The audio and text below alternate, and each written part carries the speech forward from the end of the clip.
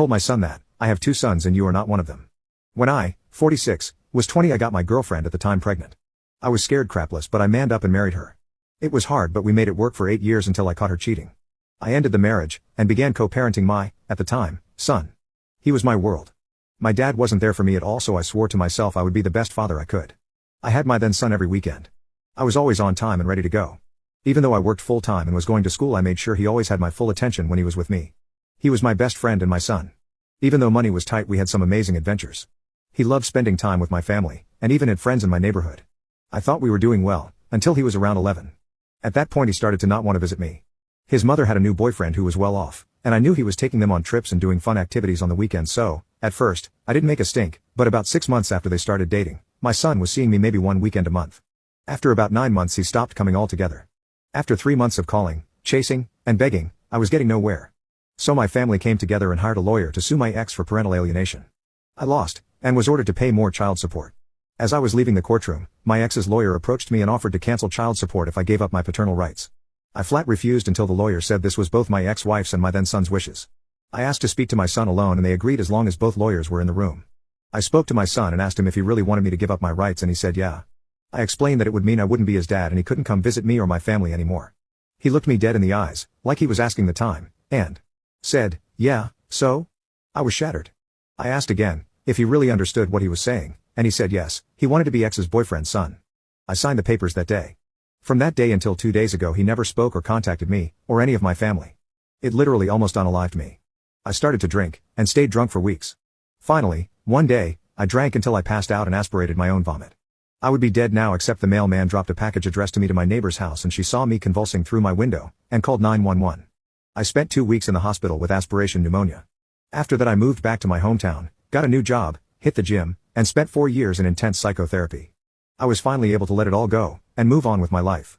About 6 years after my move I met my now wife, and she had an 11-year-old son.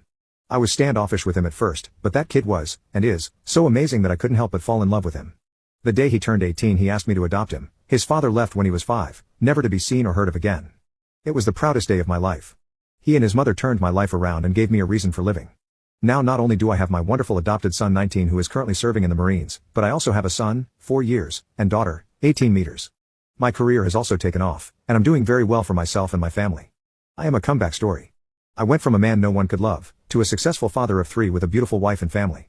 I survived. About 3 weeks ago I get a call at my office. It was my ex-sister-in-law. She informed me that my ex had passed. I simply said, okay, and hung up. It's been 14 years since I've had any contact with any of those people, and I have no desire to know anything about them now. On the 4th my family and I were getting ready to go to a picnic when there was a knock on the door. I recognized him through the front glass. It was my first biological offspring. I opened the door and he said, hello Dad, I'm your son. Without an ounce of hesitation I said, no you're not. I have 2 sons and you're not either one of them. Now please leave my property. He just stood there kind of dumbfounded as I shut the door. After a moment he left. I put out a text to my family letting them know that he was lurking around, and I have no intention of having any contact with him, and I will cut anyone who is out of my life completely. It's been 14 years. I don't owe him or his family anything. I had to listen to my mother cry for him on her deathbed over that child. I laid in a hospital bed with a machine breathing for me, wishing it would turn off and let me die because of that child. I learned in therapy that he had the right to make his own choices, but that I also have the right to make mine. My choice was to move on without him as part of my family, as he wanted. He has no right to come back into my life and disturb me or my family now. My entire family agrees with me. Even my wife and my in-laws agree that nothing good can come of this. He's 26 years old now. If this was some evil plot by his mother and her boyfriend, he's had 8 years to contact me, and didn't. Now that his mother is dead all of a sudden I'm up to bat? I don't care if he was 12 or 200, he made the call, and if you had seen the look in his eyes when he said yeah, so? You would have known like I did that he didn't give a damn about me. So I had to stop giving a damn about him to survive. He doesn't have the right to ambush me on my front porch and act like he's anything to me now. Well, come to find out my sister is the one who has been giving him and my ex-sister-in-law my contact info. My sister, who I love dearly, is inconsolable that I won't give him a chance. Apparently he called her after he came to my house and broke down.